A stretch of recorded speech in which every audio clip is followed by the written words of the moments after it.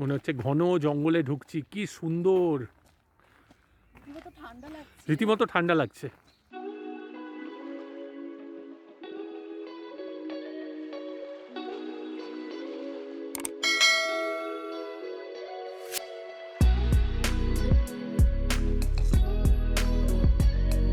Good morning friends. Good morning. আজ Sunday, সকাল সকাল ব্লগটা শুরু করছি। আমার ব্লগে তোমরা যেই মানুষটাকে একদম সবসময় ক্যামেরার পেছনেই থাকে, সে আর কি, সে খুব একটা ক্যামেরার সামনে আসতে পছন্দ করে না। ক্যামেরার সামনে সবসময় তোমরা আমাকে আর শঙ্করকেই দেখো, কিন্তু যাকে ছাড়া আমাদের ব্লগ একেবারে মানে অসম্ভব, জাস্ট সে ক্যামেরার পেছনে থাকতে সব থেকে বেশি ভালোবাসে, মেনলি টেকনিক্যাল পার্টগুলো সামলাতে বেশি ভালোবাসে। তো তাকে আজকে তোমরা একদম সামনে দেখতে পাচ্ছ, বুঝতেই পারছো নিশ্চয়ই কার কথা বলছি। আমাদের একমাত্র মেয়ে মিমি, আমার মিমি, বাবার জিনি, তাই তো? হ্যাঁ। তো আজকে ওকে তোমরা একটা অন্য ভূমিকায় দেখতে পাবে, সেটা হচ্ছে হেয়ার ড্রেসার। আজকে ওর বাবার চুল কাটার দায়িত্ব পড়েছে মিমির ওপর। আমার 10 ইউরো করে বেঁচে যাচ্ছে। এখানে যদিও সমস্ত স্যালনগুলো এখনো খুলে গেছে, এখানে খুলে গেছে, কিন্তু তাও আমরা একটু গ্যাদারিংটা অ্যাভয়েড করছি, তাই বাড়িতেই এই ব্যবস্থা। তো মেয়ে আজকে হেয়ার ড্রেসারের ভূমিকায়। তো অবশ্যই আমি তোমাদের সাথে শেয়ার করব যে আগের লুক আর পরের লুক, চুল কাটার আগের লুক আর পরের লুক। তোমরা অবশ্যই কমেন্ট করে জানাবে যে মিমি তার কাজ ঠিকঠাক পালন করতে পারলো কি পারলো না। তাহলে চলো শুরু করা যাক। এইটা হচ্ছে চুল কাটার আগের লুক, শুরু হয়ে যা।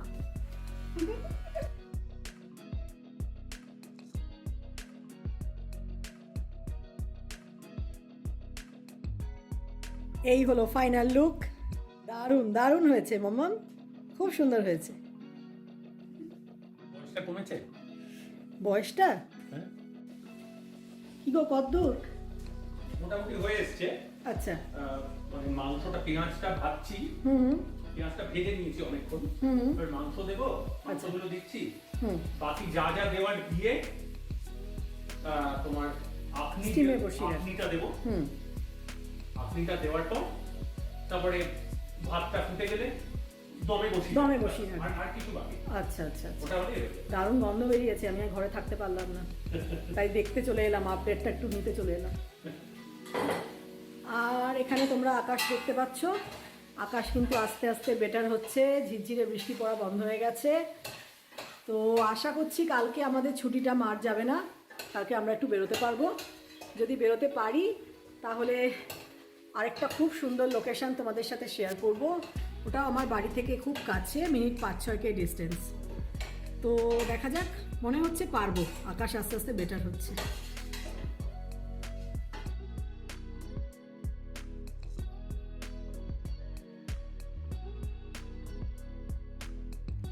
লাঞ্চে আজ হয়েছিল হোয়াইট চিকেন পোলাও। ওয়েদারটা বেশ তাড়াতাড়ি বেটার হয়ে গেল, তাই কাল অবধি আমরা আর ওয়েট করলাম না, লাঞ্চ করে রেডি হয়ে বেরিয়ে পড়লাম। ওয়েদারটা যতটা এক্সপেক্ট করেছিলাম ততটা ভালো না হলেও বেরোনোর মতো। তো বলেছিলাম একটা নতুন জায়গায় আসবো। হ্যাঁ, পেছনে দেখো লেখা আছে আমরা কোথায় এসেছি, বোটানিশা গার্ডেন, মানে বোটানিক্যাল গার্ডেন লিনজে। তো এটাই তোমাদের আজকে দেখাবো বলে এসেছি। তো এটা আমাদেরও আজকে first time visit.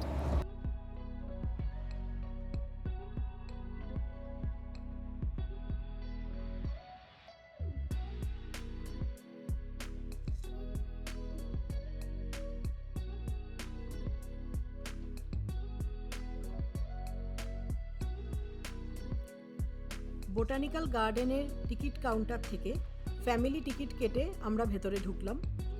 Family ticket আমাদের লাগলো 6 ইউরো 50 সেন্টস।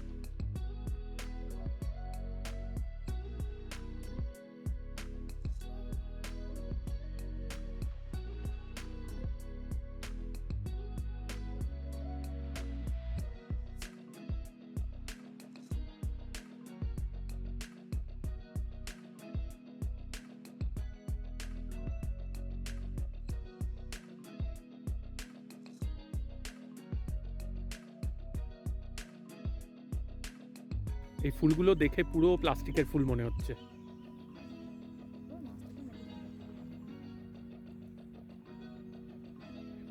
আজকে আমি সারাদিন কাটাতে পারি, আমার মনের মতো জায়গা।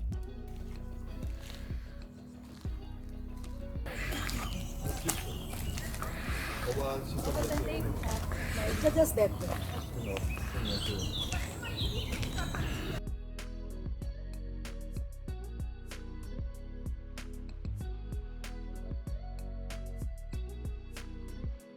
এখানে যে ঢুকেছি বাইরের থেকে অনেক বেশি ঠান্ডা, হ্যাঁ টেম্পারেচার অনেকটা অনেকটা কম। মানে বুঝতে পারছি যে গাছে কতটা ঠান্ডা হয়।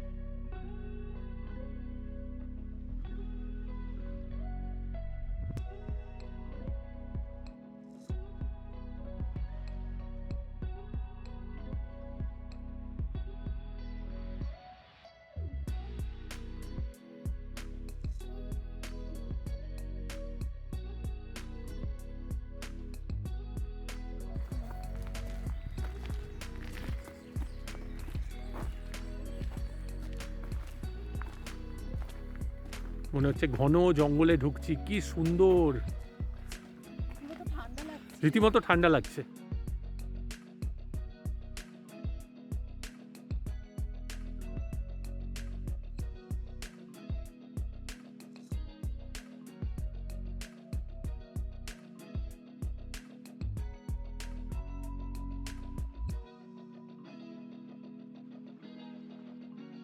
তো আমি ঠিকই করেছিলাম যে আজকের ভিডিও থেকে আমি শুরু করব অস্ট্রিয়াতে আমি কিভাবে এসেছি সেটা বলা। তো এটা আমি 4টে পার্টে বলবো, 4টে পার্টে এটা পুরোটা কমপ্লিট হবে। আমি ফুল ডিটেল দেব যাতে আমার মতো আরও যারা অ্যাসপিরেন্টস আছে তাদের সুবিধে হয় এবং তাদের উপকার হলে আমার খুব ভালো লাগবে। তো শুরুর স্টেপটা হচ্ছে তোমাকে আগে একটা জব অফার পেতে হবে। অস্ট্রিয়া বা বেশ কিছু ইউরোপিয়ান কান্ট্রিজের ক্ষেত্রে কিন্তু ব্যাপারটা কানাডা বা অস্ট্রেলিয়ার মতো নয়। এখানে ডাইরেক্ট অ্যাপ্লাই করে পার্মানেন্ট রেসিডেন্টশিপ পাওয়া যায় না, এখানে আগে একটা জব অফার পেতে হয়, সেটা হচ্ছে ফার্স্ট স্টেপ, তারপরে সব কিছু শুরু হয়। তো তুমি অ্যাজ সুন অ্যাজ তুমি একটা জব অফার পেয়ে গেলে, তুমি যত তাড়াতাড়ি মানে যখনই তুমি একটা জব অফার পেয়ে গেছো তখন তোমার এমপ্লয়ার আগে অথরিটির কাছে, অস্ট্রিয়ান অথরিটির কাছে তোমার হয়ে হোয়াইট রেড কার্ডের জন্য অ্যাপ্লাই করবে। এবার এর জন্য তোমার 4 দিনও লাগতে পারে, এই প্রসেসটা পুরো কমপ্লিট হতে 1 মাসও লাগতে পারে। তো যখনই তোমার হোয়াইট রেড কার্ডের অ্যাপ্রুভালটা এসে যাবে কোম্পানি তোমাকে জানাবে। হ্যাঁ, তার আগে অবশ্যই কোম্পানি তোমার থেকে বেশ কিছু ডকুমেন্টস চাইবে, সেটা তুমি পাঠালে তারপর কোম্পানি অ্যাপ্লাই করবে হোয়াইট রেড কার্ডের জন্য, তার আগে সে অ্যাপ্লাই করতে পারবে না। যেই মোমেন্টে অ্যাপ্রুভালটা এসে যাবে তখন তোমাকে একটা ভিসা অ্যাপ্লাই করতে হবে, সেটা হচ্ছে ভিসা ডি। কেন না, তোমাকে ভিসা ডি থ্রুতে আগে অস্ট্রিয়াতে এন্ট্রি নিতে হবে, এন্ট্রি নিয়ে তোমাকে হোয়াইট রেড কার্ডটা পিক আপ করতে হবে, কালেক্ট করতে হবে। এটা হচ্ছে থার্ড স্টেপ। সো আগে তুমি জব অফার পেলে, তোমার এমপ্লয়ার তোমার হয়ে হোয়াইট রেড কার্ডটা অ্যাপ্লাই করলো, তুমি ভিসা ডি অ্যাপ্লাই করলে ভিসা ডিটা অ্যাপ্লাই করবে, সেই অ্যাপ্রুভ্যালের প্রুফটা দেখিয়ে রেড হোয়াইট রেড কার্ড অ্যাপ্রুভালের প্রুফ এবং আরও বেশ কিছু ডকুমেন্ট দেখিয়ে সেগুলো পরে ডিটেলে বলবো। তুমি অ্যাপ্লাই করলে ডকুমেন্টগুলো একটা প্রসেসও আছে তাই না, যেভাবে হ্যাঁ। সেগুলো তুমি পরে ডিটেলে আরও দেবে। আমি আরও ডিটেলে সেগুলো পরে দেবো। নেক্সট তুমি ভিসা দিয়ে অ্যাপ্লাই করে তুমি অস্ট্রিয়াতে তোমাকে চলে আসতে হবে। এসে তুমি রেড হোয়াইট রেড কার্ডটা কালেক্ট করে নেবে। যেই মোমেন্টে তুমি রেড হোয়াইট রেড কার্ডটা কালেক্ট করতে পারবে, you are free to join your employer. তখন থেকে তোমার ওখানে চাকরি করা শুরু হয়ে যাবে। তারপরে স্টেপ হচ্ছে তুমি ফ্যামিলিকে কিভাবে আনবে। তো এই পুরোটাকে আমি স্টেপ বাই স্টেপ কমপ্লিট করব 4টে ভিডিওতে। আশা করি তোমাদের এটাতে হেল্প হবে।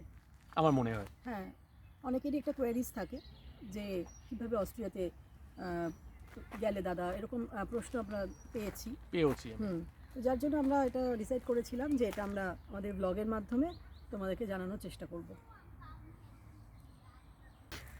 আচ্ছা, তো আজকে তাহলে ডিনারে কি হবে? ব্যাস ঘুরে ফিরে সেই একটাই টপিক, ব্রেকফাস্ট, লাঞ্চ, স্ন্যাক্স আর ডিনার। আর খাওয়া বেড়ানো গল্প করা, এটা আমার লাইফে একটা বিশাল পার্ট, খুব গুরুত্বপূর্ণ পার্ট। দাদা সবাই খেতে ভালোবাসে, তুমি এখন এই এত সুন্দর ফুল গাছের মধ্যে বসে আছো, এখন তুমি খাওয়া বাদ দাও তো।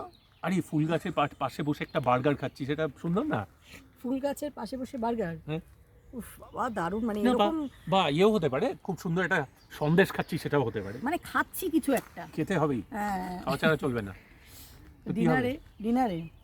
ডিনারে আজকে আছে একদম প্লেন ডাল, আচ্ছা, সাথে আছে চিংড়ির পাকোড়া, ওকে, আর মার রেসিপি ক্যাপসিকামের তরকারি, যেটা মোনা রিকোয়েস্ট করেছিলি যে একবার দেখাস। তো আমি আমার সব বন্ধুদের জন্য আজকে ওই রেসিপিটা অবশ্যই শেয়ার করব। ফ্যান্টাস্টিক। ঠিক আছে, চলবে তো? একদম। আরে আজ আমার ল্যাপটপটা একটু হ্যাং করছিল। তোমার অফিস ল্যাপটপটা? না, আমার পার্সোনাল ল্যাপটপটা হ্যাং করছিল। এবার আমার মাথায় হঠাৎ করে একবার এসেছিল যে যদি ভাইরাস ইনফেক্টেড হয়ে থাকে, হয়নি, সেটা হয়নি, কিন্তু সেটাতে আমার একটা মানে আগের মজার কথা খুব মনে পড়ে গেল আবার। চলো বলো। হ্যাঁ, তো আমি তখন আমি একটা ইনস্টিটিউটে ল্যাব ইনস্ট্রাক্টর হিসেবে কাজ করতাম। সেটা অনেক যুগ আগের কথা। হ্যাঁ, ওটা 2002 সালে আমি একটা ল্যাব ইনস্ট্রাক্টর হিসেবে কাজ করতাম সেখানে। তো সেখানে নানা রকম প্রোগ্রামিং ল্যাঙ্গুয়েজ দেখাতাম, C++, কম্পিউটার প্রোগ্রামিং ল্যাঙ্গুয়েজ। আমি এতে বেশি ডিটেলে যাচ্ছি না, কারণ টেকনিক্যাল হয়ে যাবে। তো এবার সেখানে আমার অনেক কলিগস ছিল, তাদের সঙ্গে হাসি মজা সবসময়ই হতো। আর আমার একটু সুনামও ছিল, প্র্যাঙ্ক করি সেই হিসেবে আমার একটু সুনাম ছিল। প্র্যাঙ্ক করো, সেটা হিসেবে আমার অফকোর্স সুনাম। আর ইনোসেন্ট প্র্যাঙ্কস, আমার প্র্যাঙ্কে কারো কোনো ক্ষতি হয় না। হ্যাঁ, তো এবার কি হয়েছে, অফিসের একটা ল্যাপটপে একবার ভাইরাস এসছে, একটা কম্পিউটারে, ডেস্কটপ ছিল তখন, ল্যাপটপ ছিল না। তো ভাইরাস এসছে। যারা কম্পিউটার সম্বন্ধে জানো তাদের কম্পিউটার ভাইরাস নিয়ে কিছু বলার নেই। যারা আমাদের থেকে একটু বয়সে বড়, যারা কম্পিউটার সম্পর্কে ততটা জানে না, অনেকটা বড়, তাদেরকে বলার যে কম্পিউটার ভাইরাস হলো কম্পিউটারের পক্ষে ক্ষতিকর কিছু সফটওয়্যার, সেগুলো কম্পিউটারের ক্ষতি করে, আর কারো ক্ষতি করতে পারে না, কম্পিউটারেরই ক্ষতি করে। তো এবার সেটাকে আমরা ভাইরাস বলি, যে যেমন মানে মানুষের ক্ষতি করার ভাইরাস আছে, কম্পিউটারের ক্ষতি করারও ভাইরাস আছে। এখন যে ভাইরাসটা নিয়ে সবাই খুব ওয়ারিড আমরা। হ্যাঁ, তো এবার কি হলো যে আমার এক কলিগ, একজন মহিলা কলিগ, তার সঙ্গে এখনো আমার খুব ভালো সম্পর্ক। তো বুঝে মনে পড়ে গেছে তুমি কোনটা বলতে যাচ্ছ। হ্যাঁ, তো আমি নামটা আমি বলছি না।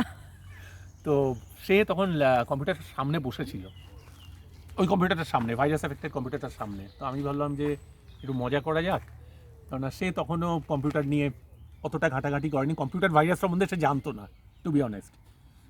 তো কম্পিউটার ভাইরাস তার কাছে আর 5টা ভাইরাসের মতোই ভাইরাস, যেটা মানুষেরও ক্ষতি করতে পারে। তাই আমি বললাম, তুমি ওইখানে বসে আছো? ও হিন্দিতে কথা বলেছে, ও নর্থ ইন্ডিয়ান ছিল। ঠিক আছে, তুমি এখন হ্যাঁ, আমি বাংলাতেই বলছি, বেটার। হ্যাঁ, যে আমি বললাম তুমি কম্পিউটারের সামনে বসে আছো, তুমি জানো কম্পিউটারের ভাইরাস আছে? তো তখন আমি বলছি, হ্যাঁ क्या शंकर दा, क्या होगा शंकर दा, वायरस है मतलब मुझे कुछ हो जाएगा? हाँ, आपको जुकाम हो सकता है, हाँ कुछ भी हो सकता है आपको, हाँ, पेट में दर्द हो सकता है, जाता। वायरस है आपका कंप्यूटर में, उसके पास बैठे हो क्यों?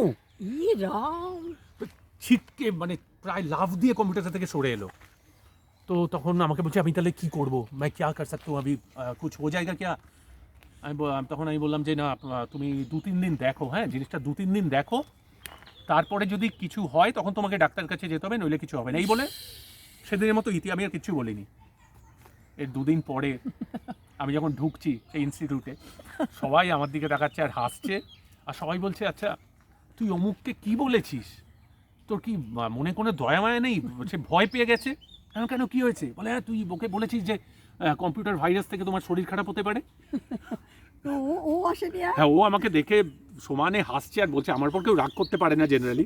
হ্যাঁ, আমাকে বলছে क्या शंकर दा आप भी ना, मुझे पता नहीं था आप मुझे इतना डरा दिए। তো এই হচ্ছে গোটা ঘটনা। তো আমি তার জন্য শেয়ার করলাম।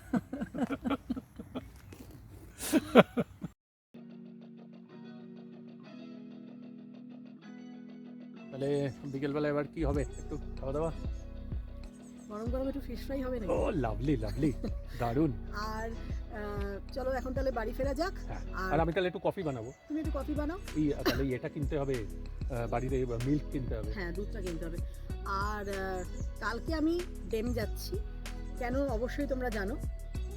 ডেমে ওই কসমেটিক সার্জারি, দেখো কসমেটিক সার্জারি কি করবে। সব বলে লাভ নেই, কালকে ডেমে যাচ্ছি, তোমাদের সাথে ডেমে দেখা হবে। আগে আজকে আমি রান্নাটা তোমাদের সাথে অবশ্যই শেয়ার করবো, তারপর কালকে ডেমে দেখা হবে।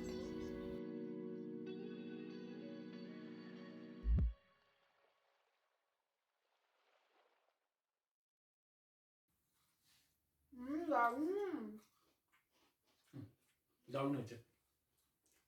আজকে তুমি আর ক্যাপসিকামের তরকারিটা আজকে করতে হবে না, কারণ আজকে অলরেডি ফিশ ফ্রাই খাচ্ছি, আমার একটা চিংড়ির পাকোড়া আছে, কালকে করো। ঠিক আছে, কিন্তু এই ব্লগে অবশ্যই রেসিপিটা তোমাদের সাথে আমি শেয়ার করব। কাল বোটানিক্যাল গার্ডেন থেকে ফেরার সময় তোমাদের বলেছিলাম আবার ডেমে দেখা হবে।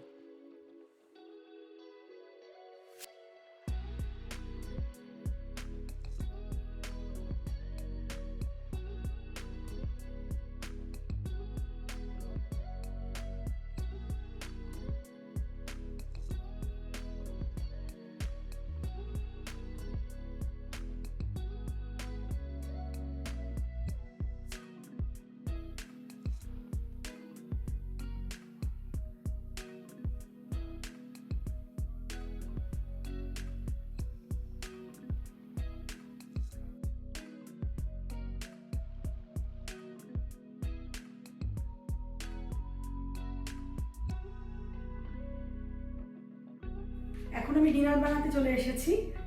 এখন বাজে রাত 8:15, মোটামুটি 8:15। আর জাস্ট বাইরেটার দিকে তাকাও, আলো ঝলমল করছে, মনে হচ্ছে ম্যাক্সিমাম বিকেল 5:30 কি 6টা হবে। এটা দারুণ মজা লাগে দেখতে। সামারে যত আরো যাবে দিন, এই আলোটা কিন্তু আরো বাড়তে থাকবে, মোটামুটি রাত 10টা অবধি বেশ ভালোই আলো থাকবে আকাশে। তো আজকে আমি ডিনারে করছি ক্যাপসিকামের তরকারি।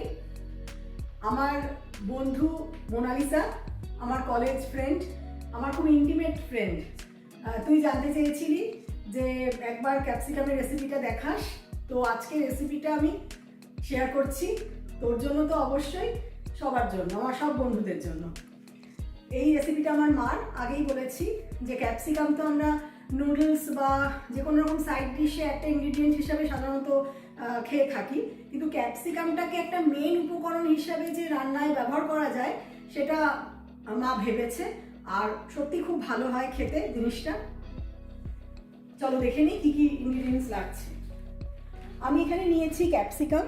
এটা মানে নট নেসেসারি যে তোমাদের এরকম রং বেরঙের ক্যাপসিকাম নিতে হবে, যে কোনো একটা কালারের ক্যাপসিকাম, একটা কি দুটো কালারের ক্যাপসিকাম হলেই হবে। আমার কাছে ছিল, একটু কালারফুল হয় ব্যাপারটা, আমি চেষ্টা করি যখনই এই রেসিপিটা করতে একটু কালারফুল ক্যাপসিকামগুলো বিভিন্ন রঙের হলে দেখতে ভালো লাগে রেসিপিটা।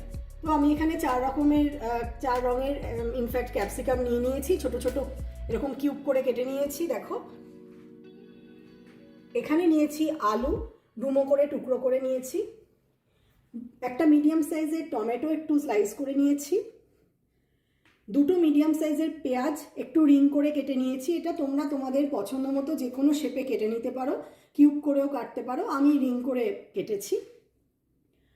আর এখানে রয়েছে আদা বাটা, রসুন বাটা দুটো কন্টেনারে। এখানে নিয়েছি দুটো তেজপাতা, 1 টিস্পুন মতো গোটা জিরে, হাফ টিস্পুন মতো গরম মশলা পাউডার, যেটা হয় যে কোনো দোকানে এটা কিনতে পাওয়া যাবে, বা বাড়িতেও তোমরা চাইলে বাড়ি নিতে পারো। আর এখানে রয়েছে হলুদ গুঁড়ো, ধনে গুঁড়ো। নিয়েছি সাদা তেল। সাদা তেল আমার মোটামুটি 2 টেবিল স্পুন মতো লাগবে। আর আছে নুন চিনি আন্দাজ মতো। তাহলে চলো রান্নাটা শুরু করে দিই। প্রথমে আমি ওভেনটা চালিয়ে কড়াইটা একটু গরম হোক, তারপর এর মধ্যে 2 টেবিল স্পুন তেল অ্যাড করে দেবো। তেলটা দিয়ে দিচ্ছি। 2 টেবিল স্পুন তেল আমি এখানে নিলাম। খুব কম তেলে রান্নাটা হয়ে যায়। তেলটা একটু গরম হওয়া অবধি অপেক্ষা করব। তেলটা গরম হতে হতে তোমাদের সাথে একটা জিনিস শেয়ার করব। সেটা হচ্ছে এই যে আমার বন্ধু মোনালিসা, আমাদের কলেজে অ্যাকচুয়ালি একটা খুব সাংঘাতিক একটা গ্রুপ ছিল। সেই গ্রুপ আমাদের এখনো আছে। খুব কম সংখ্যক 2-1 জন একটু এদিক ওদিক ছিটকে গেছে, কিন্তু গ্রুপ কিন্তু আমাদের একই রকম আছে। একই রকম আড্ডা হয়, সব কিছু, সবার কথা সবাই আমরা শেয়ার যেরকম আগে করতাম এখনও সেভাবেই করি। তো এটা তোমাদের সাথে শেয়ার করার ছিল। কলেজ অনেক দিন হয়ে গেছে কলেজ থেকে, কিন্তু তাও বন্ধুত্ব কিন্তু আমাদের একই রকম আছে। তেলটা গরম হয়ে গেছে। প্রথমেই দিয়ে দিলাম তেজপাতা আর গোটা জিরে ফোড়ন।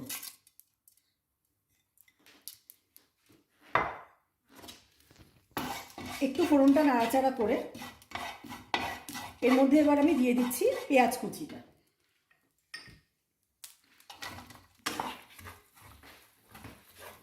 এরপর অ্যাড করে দেব ছোট ছোট ডুমো করে কেটে রাখা আলু।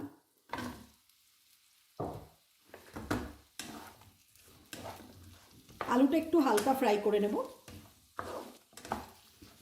এই রান্নাটা খুব তাড়াতাড়ি হয়ে যায়। আলুটা একটুখানি নরম হতে যেটুকু সময় লাগার, নাহলে ক্যাপসিকাম তো এমনিতেই খুব নরম একটা ভেজিটেবল, খুব তাড়াতাড়ি রান্না করা হয়ে যায় আর খেতে ভীষণ টেস্টি হয়। একটু যেহেতু ঝোলও থাকে, তো ভাত রুটি কোনোটার সাথেই খেতে কোনো প্রবলেম নেই। আলুটা হালকা ফ্রাই করে নিলাম। এবার এর মধ্যে আমি দিয়ে দিচ্ছি ক্যাপসিকামগুলো।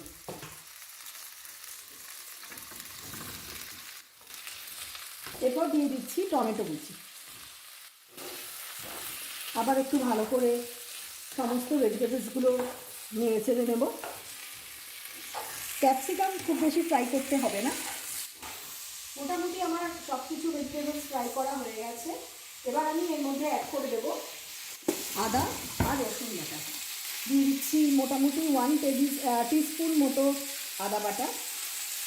এরপর দিয়ে দেবো 1 টিস্পুন মতো রসুন বাটা। আবার একটু ভালো করে মিক্স করে নিচ্ছি।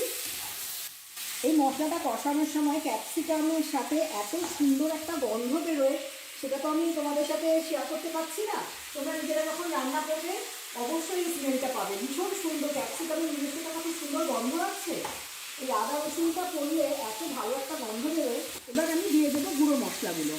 গুঁড়ো মশলার মধ্যে 1 টিস্পুনের থেকে একটু কম, মোটামুটি হাফ টিস্পুন মতো হলুদ গুঁড়ো, হাফের থেকে একটু বেশি টিস্পুন ধনে গুঁড়ো। একটু ভালো করে কষিয়ে নেব মশলাগুলো। এরপর দিয়ে দেবো নুন।